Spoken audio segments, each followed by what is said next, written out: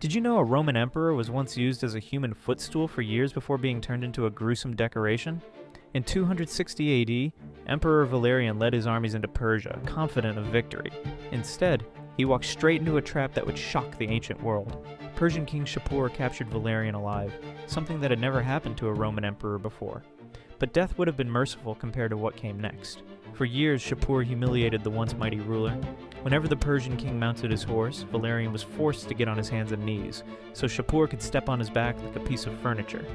The ultimate horror came when Valerian finally died. Shapur had him skinned alive, then stuffed his skin with straw like a hunting trophy. This grotesque monument was displayed in a Persian temple for centuries.